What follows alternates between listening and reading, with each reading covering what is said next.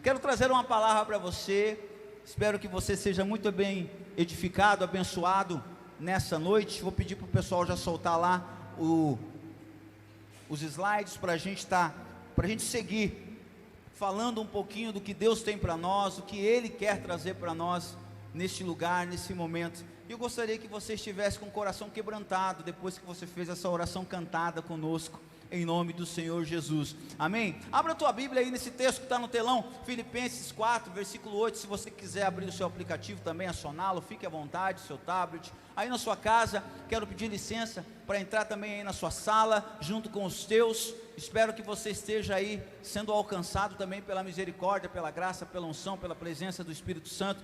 Quero aqui agradecer a palavra de alguns irmãos lá da igreja que eu pastoreava em São Paulo, a Ibage, Michael, Adriana, Miguelzinho, obrigado por estarem acompanhando, Mael, que está também aí curtindo com a gente a ministração da palavra de Deus, o Flávio também. Que Deus abençoe a vida de vocês, é muito bom poder ter o carinho de vocês nessa noite, em nome de Jesus. Abriu a tua Bíblia aí? Se você não abriu, não tem problema, a gente vai lançar aqui no telão para você. O texto é um texto bem conhecido, eu acho que você já deve ter lido esse texto. Eu gosto desse capítulo 4 de Filipenses. Ele tem uma afinidade muito grande comigo, porque foi por este texto que nos idos de 90 eu conheci a Jesus.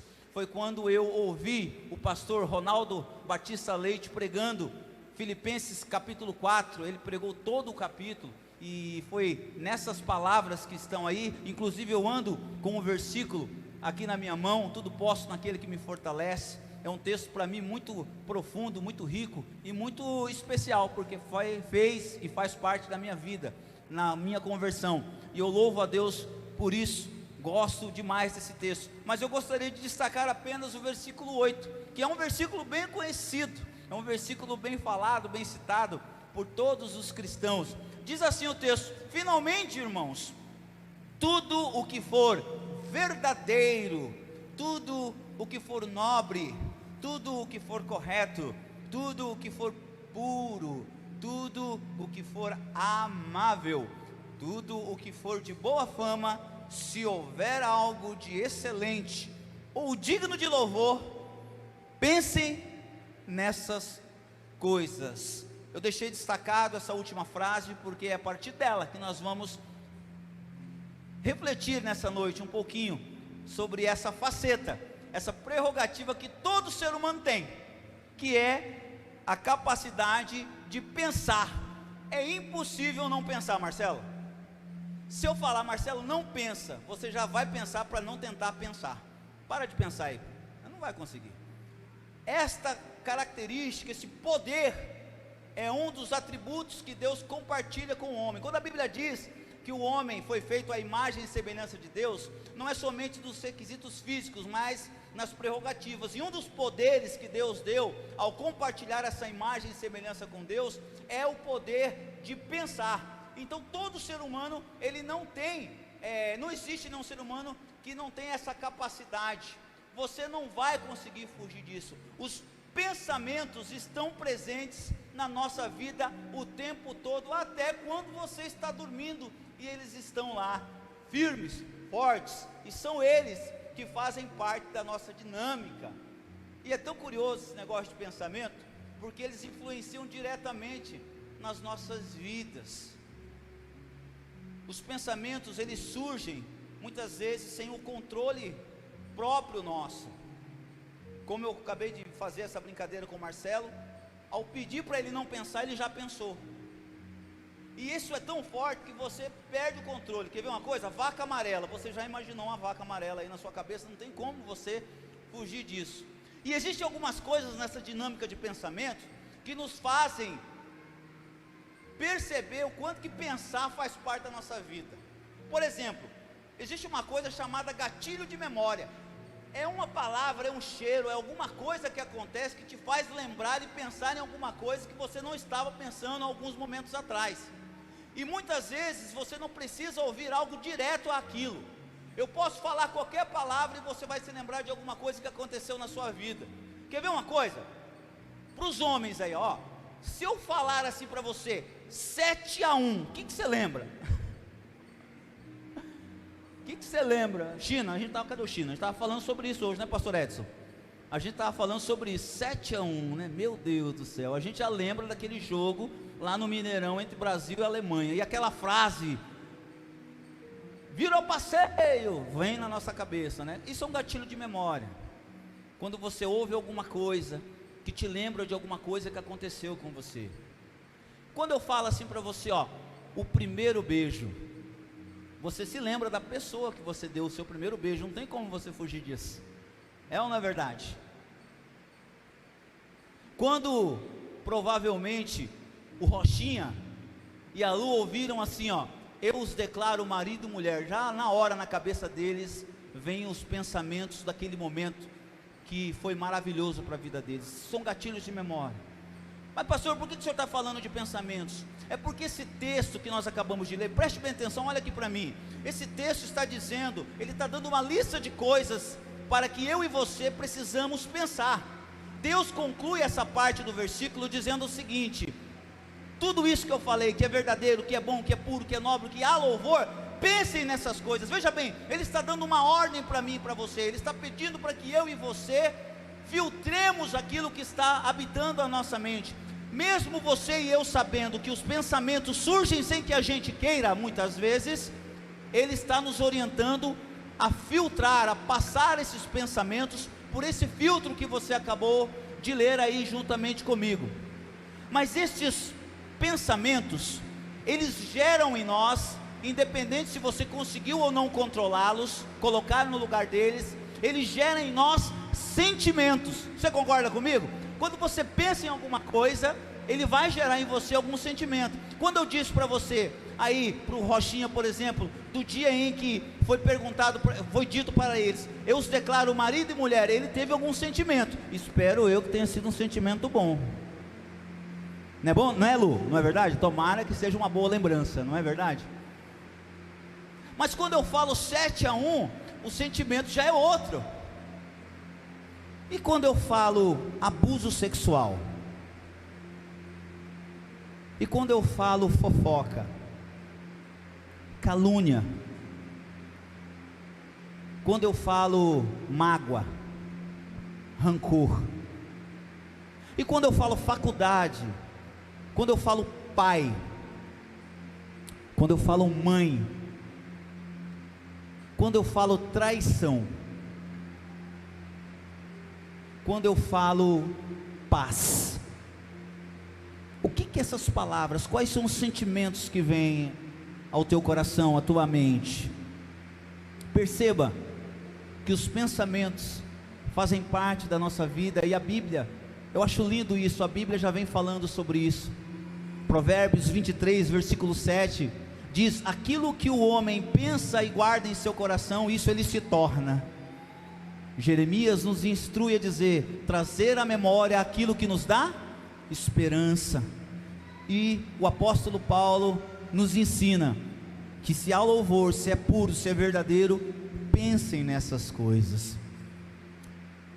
Eu acho lindo, quando a Bíblia mostra para nós, um pouco de nós, e nos ensina a lidar com aquilo que somos e temos. Esses sentimentos, eles podem fazer muitas coisas em nós, eles podem definir muitas coisas. É por isso que o texto de hoje está dizendo para mim e para você o seguinte, ó, passem os pensamentos de vocês neste filtro que nós acabamos de ler, tudo que é puro, tudo que é nobre, tudo que é verdadeiro, se há louvor nisso, pensem nessas coisas. Por quê? Porque quando essas coisas não passam por este filtro que Filipenses capítulo 4, versículo 8 nos mostra, nós passamos a ser guiados pelos sentimentos, e os sentimentos vão gerar o quê? Essas ações, que na verdade, tudo se resume aqui, ó, nos comportamentos que você tem. Muitas vezes, os comportamentos de ira, de ansiedade, os comportamentos de ver pornografia exageradamente, passar horas na frente de um celular, mexer com a internet, às vezes o comportamento de perder a boa, de ser pavio curto, por exemplo, ou de ser uma pessoa gananciosa, são consequências de pensamentos que nós habitamos na nossa mente, deixamos que ele gerasse sentimentos, e esses sentimentos tóxicos se tornaram parasitas, e esses sentimentos parasitas fizeram de mim, de vocês, homens e mulheres com ações, com comportamentos parasitas também, parasitas para a sociedade, para a igreja, para a sua família, enfim. Eu quero te fazer uma pergunta nessa noite, meu irmão, minha irmã, você que está em casa: o que tem guiado a sua vida? Reflita comigo, pense comigo agora. O que tem guiado a sua vida? Quais são os sentimentos que você nutre, alimenta, deixa habitar no seu coração? São estes sentimentos, esses pensamentos que geram esses sentimentos, que estão fazendo você ter os comportamentos que vocês estão tendo. Quais são os comportamentos que vocês estão tendo? Será que quando vem aquela dúvida, será que eu sou tudo isso mesmo que o pastor Arlindo fala? Um homem, uma mulher de Deus? Será que se eu pegar essa pergunta e colocar nesse crivo de Filipenses 4:8, eu vou encontrar respaldo ali? Será que eu estou acreditando mais no que o mundo está me dizendo do que no que em Deus está dizendo para mim? O que tem guiado a minha vida? Provérbios é enfático ao dizer o que eu citei agora há pouco: aquilo que o homem habita em seu coração, pensa em seu coração, isso ele se torna. Você tem se tornado, na verdade, aquilo que você tem nutrido dentro da sua mente. Os pensamentos, como eu disse, são inevitáveis, eles vêm, mas o que você faz com eles? Você os nutre? Como que você tem feito para lidar com eles? Talvez a solução para a tua vida, para o teu romper, para o seu fluir, não esteja em melhorar a sua conta bancária, não esteja num diploma melhor para você adquirir, não esteja num MBA que você venha fazer, talvez não seja naquele ministério que você precisa aderir à sua vida. Talvez o que vai fazer você e nós fluirmos, seja parar de ser guiado por sentimentos parasitas, por sentimentos tóxicos. E eu quero falar nessa noite sobre parasitas, estes parasitas, sentimentos que intoxicam a alma, sentimentos que tornam comportamentos parasitas também, que faz de mim um propagador de saúde ou um propagador de doença. Todos esses parasitas, sejam eles sentimentos ou comportamentos, estão presentes dentro da natureza e da prática humana. E quais são eles? Eu vou além e pergunto: o que eu e você devemos fazer para combater esses parasitas? É sobre isso que eu quero falar nessa noite. Preste atenção, em nome de Jesus. Eu peço isso para mim nessa noite, e também quero que você peça isso para si. Não deixe a tentação o fulano de tal deveria ouvir isso, o fulano de tal deveria estar aqui nessa noite, tomar seu coração nessa noite. Em nome de Jesus, receba essa palavra para você, amém, igreja? Porque estes parasitas, se não fizeram parte da sua vida um dia, na sua trajetória de vida, na sua jornada de vida, um dia eles baterão a porta do teu coração, do teu cérebro, da tua mente, do seu encéfalo, e você vai habitar vai pensar, vai ter esses sentimentos. E eu quero, de antemão, em nome de Jesus, apresentar as propostas que o Senhor tem para você evitar esses parasitas na sua vida. O primeiro parasita que vem e arrebenta com a vida das pessoas é o parasita da culpa. Quantos de nós já não viveram aprisionados, escravizados pela culpa? Ah, pastor Roque, você não sabe o que eu já fiz, você não sabe o pecado que eu já cometi, você não sabe o quanto eu machuquei pessoas. Deus nunca vai me usar. Ah, pastor Roque, você não sabe o quanto eu sou limitado, a culpa tem neutralizado milhares de pessoas. Deixa eu te dizer algo para você nessa noite, em nome de Jesus, receba essa palavra. Deus é especialista em dar às pessoas um novo começo, amém, igreja? Deus é especialista de pegar um Moisés assassino, fugitivo, errante, que ficou fugindo de Deus por 40 anos pela culpa de ter matado alguém, e transformá-lo em um dos maiores líderes que o povo de Deus já presenciou. Deus é especialista em pegar um covarde como Gideão e transformá-lo em um dos homens mais corajosos e relevantes das Escrituras. Deus é capaz de pegar um Saulo e transformá-lo em um homem que escreveria porções profundas da sua palavra nas Escrituras e no cânon bíblico. Deus é capaz de pegar um homem lá de Presidente Epitácio, que tem uma história que você conhece, que talvez não seria ninguém, transformar ele em um grande homem de Deus, que é o pastor Arlindo. Deus é capaz de pegar um homem como você, uma mulher como você, que pensa que porque cometeu este ou aquele pecado, ou porque não tem este ou aquele dom, eu não canto que nem o André canta demais, quem sou eu?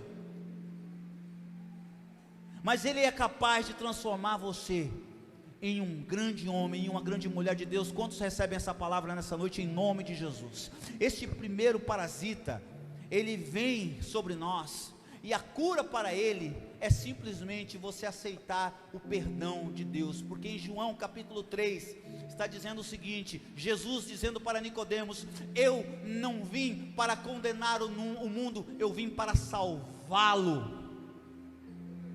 Agora você precisa acreditar nisso. O que você vai fazer com essa verdade? Olha só o que diz para nós o Salmo 32, versículo 1 aí no telão. Como é feliz, ou mais que feliz, ou bem-aventurado é o homem, a mulher, que tem as suas desobediências perdoadas e os seus pecados cobertos.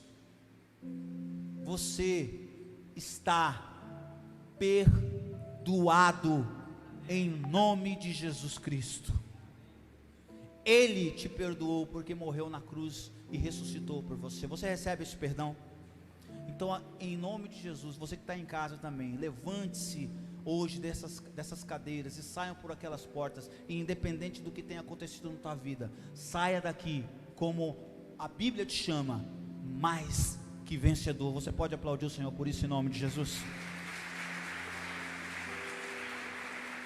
Outro parasita que surge, na verdade é uma duplinha sertaneja.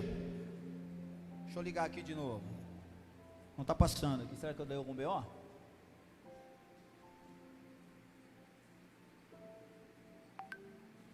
Ele está mexendo lá em cima no negócio lá. Não passou. Vai lá, enquanto ele arruma lá para nós. Kaique, conseguiu aí? Ah, ele deixou bloqueado.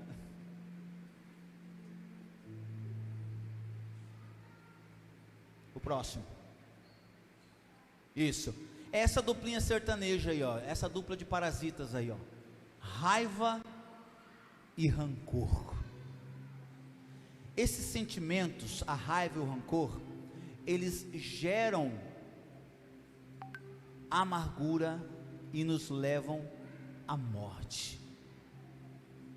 Eu não queria falar de forma hipotética isso, eu queria falar de forma real. Muitas pessoas são cometidas as chamadas doenças psicossomáticas, porque simplesmente abrigam em seus corações e suas mentes sentimentos que geram rancor e raiva.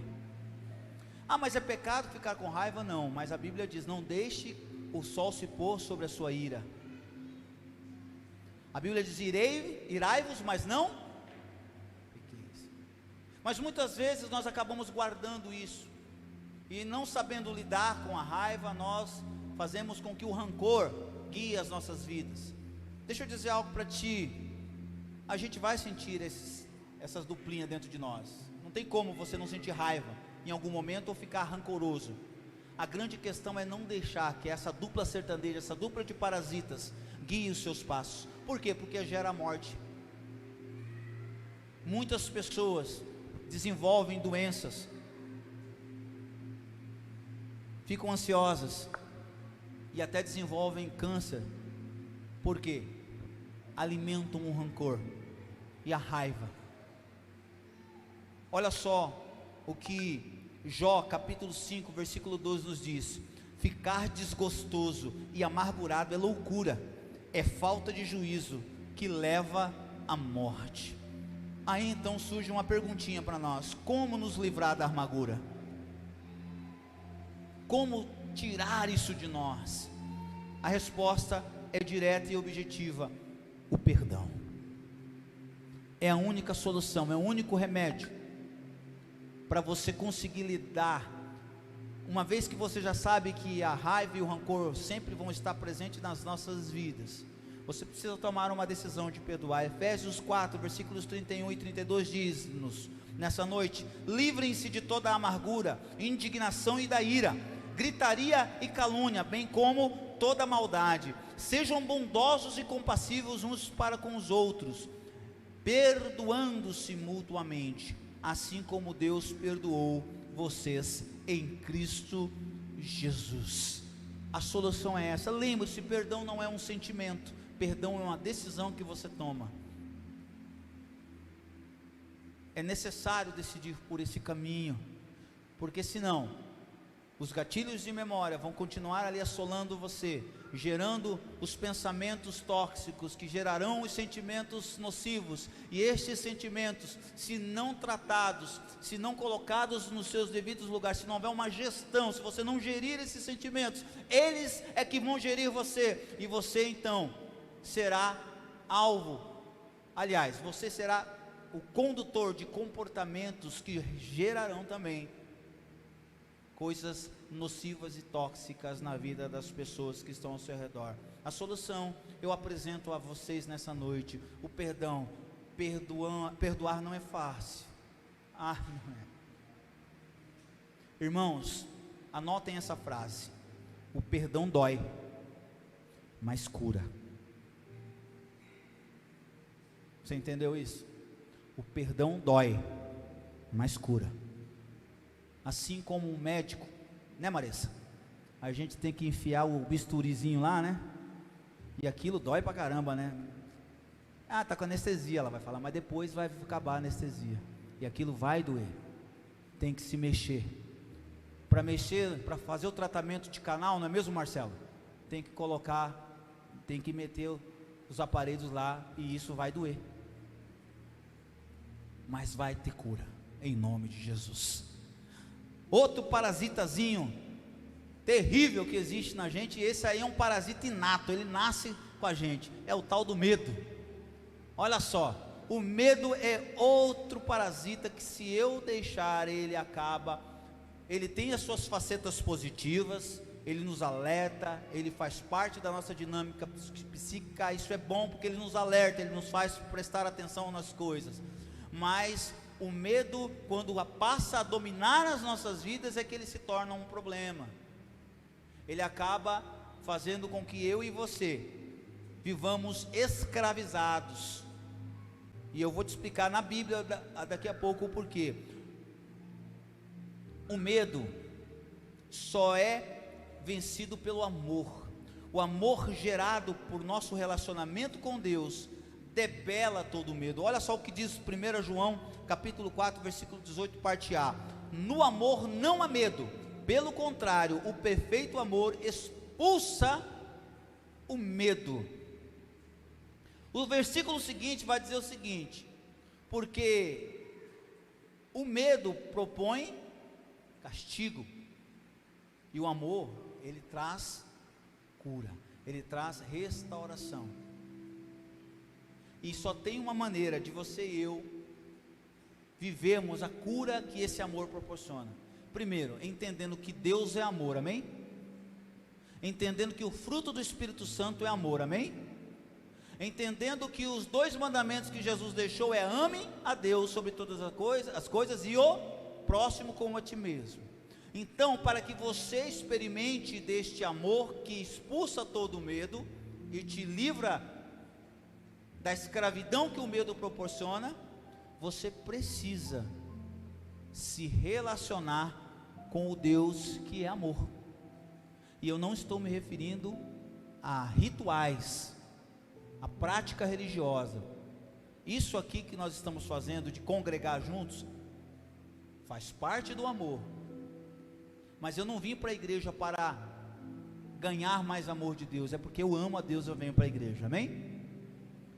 Eu não dizimo para poder amar mais a Deus, é porque eu amo a Deus, eu dizimo. Eu não dou ajuda ao próximo para poder amar mais, é porque eu amo a Deus, eu amo o próximo. Entende a dinâmica?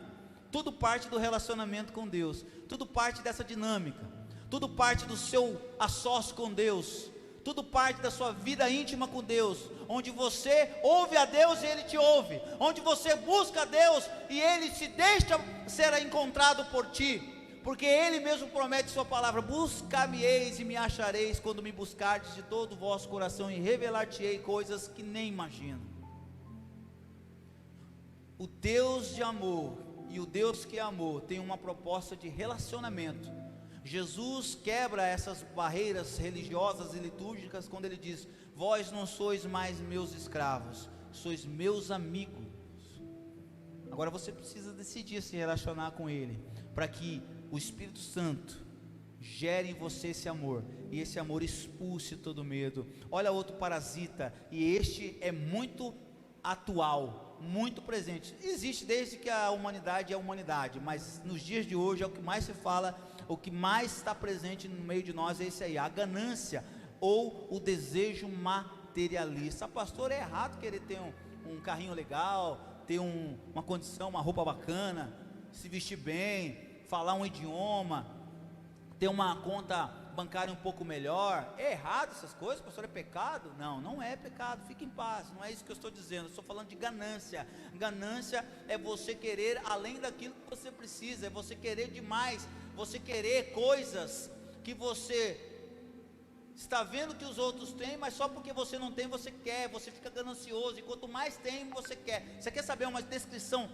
real sobre ganância? Leia Eclesiastes capítulo 5, lá fala que quanto mais dinheiro você ganha, mais dinheiro, mais trabalho você vai ter que ter, porque o dinheiro gera em você necessidade de manter aquele dinheiro, e se você for ganancioso, diz em Eclesiastes, você vai ter problema de lidar, porque esse dinheiro vai guiar as suas vidas. O mamon que Jesus fala será o seu senhor, é por isso que Jesus fala claramente, não dá para servir aos dois senhores, ou você serve a Deus ou ao dinheiro. Cuidado com a ganância. E aí está a fotinho bonita do Sméagol, né, do Senhor dos Anéis, que manifestou a ganância dele em um poder, que aquele anel é uma ficção, isso não existe, é claro, fique bem claro isso, mas o princípio da ganância é muito que esse personagem da ficção, que levou às últimas consequências, não somente a sua vida psíquica, mas também a sua vida física. Quem assistiu aí a saga sabe o quanto ele se deteriorou, se decompôs por causa da ganância. Quantos de nós estão fazendo o mesmo que o Sméagol aí, mas em uma outra esfera? A ganância não é um tesouro verdadeiro, ela não te traz tesouro. Jesus apresenta para mim e para você um outro tesouro, o maior tesouro que podemos ter, como está aí no telão, é o tesouro que Deus tem para nós, e ele está em Mateus capítulo 6, versículos 19 e 20, parte A, que diz o seguinte: não acumulem para vocês tesouros na terra, onde a traça e a ferrugem destroem, e onde os ladrões arrombam e furtam, mas acumulem para vocês tesouros no céu. Quais são esses tesouros? Os galardões? Mas quais são os tesouros? Quanto aos galardões, pastora Sandra, eu não posso dizer muita coisa, porque a Bíblia é muito superficial, não que isso seja ruim, na verdade eu acredito que seja uma surpresa que Deus queira fazer para nós em relação aos galardões, então eu não posso dizer quais são, Marcelo, mas eu posso dizer de um tesouro, que está aqui na terra, que vai estar no céu, e este tesouro eu e você podemos acumular, e aqui eu quero que você vibre comigo em Cristo Jesus, principalmente porque já tivemos um prelúdio aqui dos embaixadores, cujo um dos tópicos da sua missão é missões, é falar, é proclamar, é alcançar vidas. Um dos tesouros que você deve e precisa acumular nos céus são as almas para Jesus Cristo que você vai alcançar aqui na terra, porque você não vai levar o seu carro, você não vai levar a sua casa, você não vai levar a sua guitarra, você não vai levar nada dessa terra. A única coisa que você vai levar são as almas que você, como instrumento de Deus, foi usado, alcançou para levar para os céus. Estes tesouros são maravilhosos para Deus, porque o próprio Senhor na sua palavra diz que uma alma para Ele vale mais do que o mundo. Deus amou o mundo de tal maneira, olha só quanto amor existe da parte de Deus para com as pessoas, para com as almas. Então você quer acumular tesouros no céu? Talvez os galardões a gente não saiba, mas as almas, essas sim. Quero te perguntar, como que está a sua conta bancária lá no céu em relação às almas? Quantas almas, quantas pessoas você vai chegar lá no céu, elas vão chegar diante de você e te dar um abraço e falar assim: muito obrigado, porque você gastou tempo orando por mim, você investiu em mim, você falou do amor de Deus para mim, e eu fui alcançado. Quantas pessoas? O pastor Arlindo, muito malandro, a primeira frutinha dele que ele ganhou foi a pastora Sandra. É ou não é verdade? Já o tesouro dele é lá e aqui já, né? Espertinho, né? Você viu que coisa linda? Quantos tesouros você tem acumulado lá no céu? Quantas almas você tem? Uma penúltima parasita aqui, o comportamento parasita, é a necessidade de aprovação. O pastor Roque vai ser aqueles caras quadrados que não deixa a gente postar post no Instagram, no Facebook. Não tem nada a ver. Eu coloquei essa foto aqui porque na verdade não existe pecado algum em colocar. Inclusive agora no culto aqui eu coloquei uma foto minha do Arlindo lá. Se você quiser entrar no meu IG lá, vai estar lá a foto bonitona dos dois pastores lá rindo. Não tem problema postar isso, gente. Não estou falando do ato de postar, eu estou falando quando isso se torna para você uma necessidade do quê? De aprovação. Tem pessoas, acredite você, que ficam deprimidas quando as suas postagens não alcançam o engajamento que elas gostariam, isso é, os likes, os views que elas queriam ter. Perdem a paz.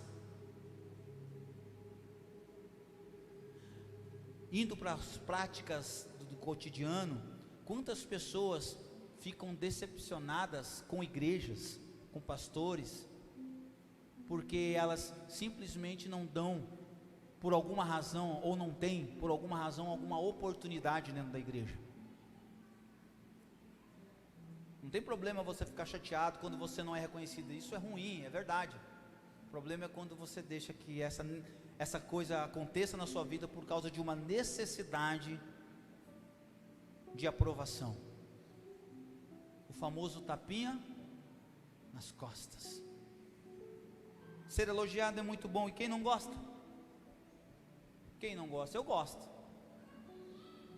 Não tem problema você gostar de ser elogiado. O problema é quando isso se torna para você uma necessidade.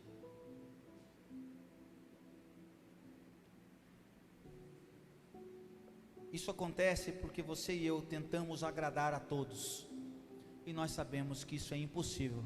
É ou não é verdade? A gente nunca vai conseguir agradar a todos. Rick Warren disse uma das frases mais pragmáticas em relação a essa tentativa inútil de tentar agradar a todos. Ele disse, como está aí no telão: não conheço todas as chaves para o sucesso, mas uma chave para o fracasso é tentar agradar a todos. Você quer fracassar? Tenta agradar todo mundo. Deixa eu te dizer algo, você não vai conseguir. Você não vai conseguir. Quando nós tentamos agradar a todos e deixamos que isso corroa-nos por dentro, isso é sinal de que a nossa autoestima está baixa, e a nossa baixa autoestima, ela só é vencida quando nós descobrimos a nossa identidade. Aquela que sabe quem é diante de Deus, não precisa de reconhecimento. porque aquele que é o Criador, aquele que fala a verdade em todo tempo, aquele que é absoluto nas suas palavras, aquele que não há sombra de dúvidas, aquele que não há sombra de variações, aquele que quando fala, fala e acontece, aquele que quando diz, diz verdades e não mentiras, aquele que é verdadeiro e pede para que nós pensemos em coisas puras e verdadeiras. Quando ele diz algo a teu respeito, assine embaixo, creia, se lance, se proste, porque é verdade. E você não vai precisar nunca mais, jamais, de reconhecimento alheio, mesmo que seja injusto. Você vai dizer: o que Cristo pensa de mim já me é suficiente. O que Deus pensa a meu respeito, é isso que importa. Porque quando você tem uma identidade construída, aquilo que vem contra aquilo que já foi dito por Deus não te abala. Pode até te chatear, mas não vai definir a sua atitude, o seu comportamento. Porque ele vai dizer para você assim: você é um hipócrita. E você sabe que você não é, porque Deus não pensa assim de você. Mas isso é uma coisa muito particular entre você e Deus. Todos nós temos uma identidade. Basta cada um de nós voltarmos para Deus e entender qual é a nossa identidade. A nossa baixa autoestima, como está aí no telão, ela é vencida quando nós encontramos essa identidade, passando a nos ver a partir do ponto de vista de Deus. E qual é esse ponto de vista? 2 Coríntios, no capítulo 5, versículos 16 e 17, nos ensina qual é o ponto de vista de Deus em relação a você. Preste atenção no texto que está aí no telão. De modo que agora em diante a ninguém mais consideremos do ponto de vista humano, do homem, ainda que antes tenhamos considerado a Cristo dessa maneira, agora já não o consideramos assim. Portanto, se alguém está em Cristo, antes de eu continuar, eu quero fazer uma pergunta: quantos estão em Cristo Jesus aqui? Em nome de Jesus, digam amém. Olha só que coisa linda. Portanto, se alguém está em Cristo, é nova.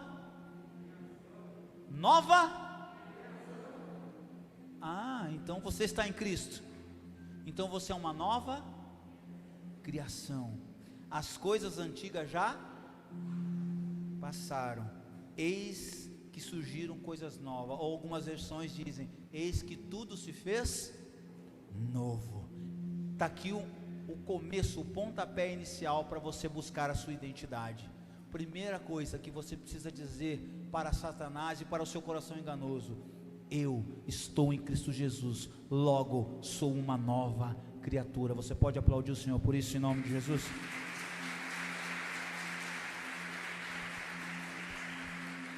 Eu quero encerrar falando do último parasita que faz parte da vida do ser humano. É a tal da transferência de culpa. Como que a gente gosta disso, gente? É impressionante como que a gente faz isso às vezes sem pensar. E isso começou faz tempo, hein? Começou lá no Jardim do Éden, quando uma certa serpente induziu uma certa pessoa a comer uma certa fruta. E essa certa pessoa que foi induzida por uma certa serpente a comer uma certa fruta, olhou para uma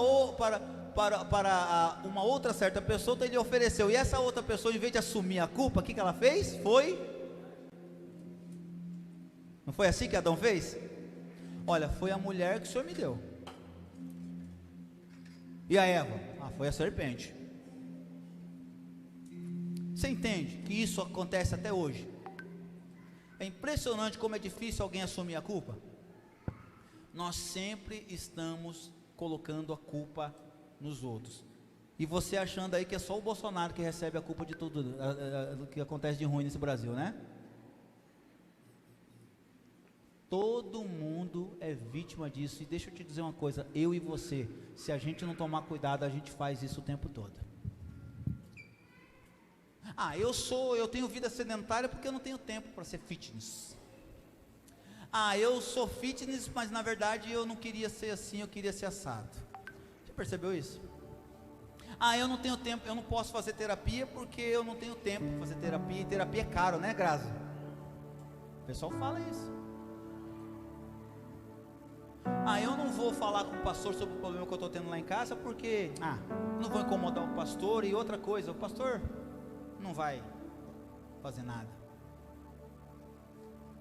Transferência de culpa. Como eu disse, desde os primórdios da humanidade, o ser humano está transferindo sua culpa. Chegou a hora de nós assumirmos os nossos erros e dizer: não, eu falhei. Ah, mas você não foi induzido, não foi fulano, beltrano que colaborou para você fazer o que você fez. Sim, fez, mas eu deveria ter resistido. Eu errei.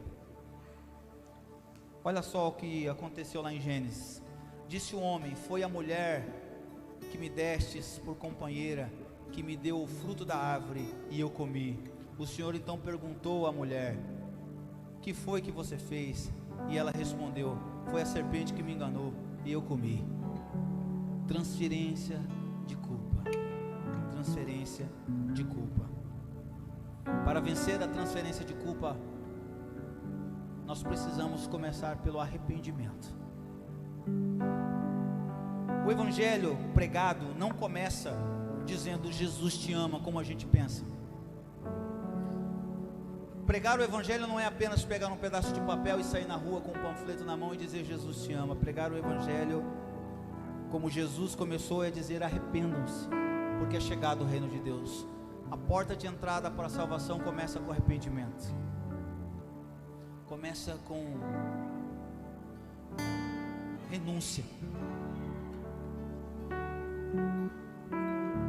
Se você se esqueceu de tudo que eu falei nessa noite, mas se lembrar disso que eu vou dizer agora, eu já me darei por satisfeito. Você quer vencer todos esses parasitas? Você se viu sendo guiado por algum desses parasitas, sejam eles sentimentos ou comportamentos? A solução está numa relação saudável e significativa com Deus. E essa relação começa com arrependimento. Sabe esse abuso sexual que você viveu e isso te fere até hoje? Só vai ser curado quando você perdoar. Arrependa-se e coloque-se diante do Senhor. Sabe essa sensação ruim que bateu a sua porta quando você foi traído ou traída? Só vai ser vencido quando você se arrepender. Mas fizeram comigo, eu não tenho que me arrepender de nada. Não, você tem que se arrepender sim. Você tem que se arrepender porque você deixou que a raiva, você deixou que o rancor e a mágoa guiassem os seus passos. O arrependimento não é só para quem te feriu, é para você. Porque existe um ditado popular que diz assim: fera ferida fere. Quantas pessoas você está ferindo porque te feriram? E até quando você e eu, nós vamos ficar escravizados por este ciclo maldito, em que eu fico relembrando o que fizeram comigo e fico ferindo as outras pessoas que não tem nada a ver? É arrependimento. Eu sei que deve ter doído muito quando você foi abusada.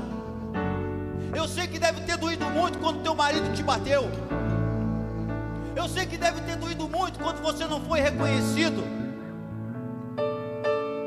Eu sei que deve ter tido muitas noites que você chorou amargamente porque não recebeu aquela promoção, ou você foi desonrado.